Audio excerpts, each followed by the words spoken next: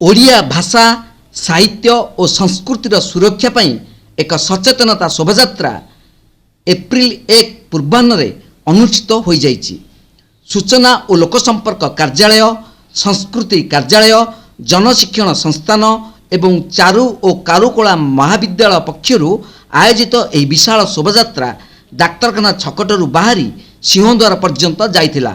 ଅତିରିକ୍ତ ଜିଲ୍ଲାପାଳ ପ୍ରଶାସନ ପ୍ରଦୀପ କୁମାର ସାହୁ, ଅତିରିକ୍ତ ଜିଲ୍ଲାପାଳ ରାଜସ୍ୱ କୈଳାସ ଚନ୍ଦ୍ର ନାୟକ, ଉପଜିଲ୍ଲାପାଳ ଭବତାରଣ ସାହୁ, ପୌର ନିର୍ବାହୀ ଅଧିକାରୀ ସରୋଜ କୁମାର ସ୍ୱାଇଁ, ଜିଲ୍ଲା ସୂଚନା ଓ ଲୋକସମ୍ପର୍କ ଅଧିକାରୀ ସନ୍ତୋଷ କୁମାର ସେଠୀ, ସଂସ୍କୃତି ଅଧିକାରୀ ହେମନ୍ତ ବେହେରା, କ୍ରୀଡ଼ା ଅଧିକାରୀ ଚନ୍ଦନ କୁମାର ସାହୁ ପ୍ରମୁଖ ଯୋଗଦେଇ ଏହି ଶୋଭାଯାତ୍ରାର ଶୁଭାରମ୍ଭ କରିଥିଲେ। ଶୋଭାଯାତ୍ରା ସିଂହଦ୍ୱାରଠାରେ ପହଞ୍ଚିବା ପରେ ଅତିଥିମାନେ ଉତ୍କଳମଣି ଗୋପବନ୍ଧୁଙ୍କ ପ୍ରତିମୂର୍ତ୍ତିରେ ମାଲ୍ୟାର୍ପଣ କରିଥିଲେ। ପରେ ଶରଧାବାଲି ମୁକ୍ତାକାଶ ରଙ୍ଗମଞ୍ଚରେ ସଂସ୍କୃତି ପରିଷଦ ଓ ସାମାଜିକ ସାଂସ୍କୃତିକ ସଂଗଠନ ନୀଳଚକ୍ର ପକ୍ଷରୁ ଉତ୍କଳ ଜନନୀ ନାମରେ ଏକ ଦେଶାତ୍ମବୋଧକ କାର୍ଯ୍ୟକ୍ରମ ଶତାଧିକ କୁନି କୁନି କଳାକାରମାନଙ୍କୁ ନେଇ ଆଲୋକ ମହାପାତ୍ରଙ୍କ ନିର୍ଦ୍ଦେଶନାରେ ପରିବେଷଣ କରାଯାଇଥିଲା।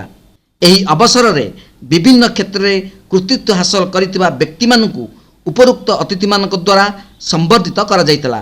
କାର୍ଯ୍ୟକ୍ରମରେ ନୀଳଚକ୍ରର ସଭାପତି ରାମଚନ୍ଦ୍ର ଦାସ ମହାପାତ୍ର, ପ୍ରାକ୍ତନ ଅଧ୍ୟକ୍ଷ ଡକ୍ଟର ରବୀନ୍ଦ୍ରନାଥ ରଥ, ସମ୍ପାଦକ ଆଲୋକ ମହାପାତ୍ର, ଉପଦେଷ୍ଟା ଚକ୍ରଧର ମହାପାତ୍ର, ଜୟନ୍ତୀ ମହାପାତ୍ର, ଶ୍ୟାମପ୍ରକାଶ ସେନାପତି ପ୍ରମୁଖ ପରିଚାଳନା କରିଥିଲେ।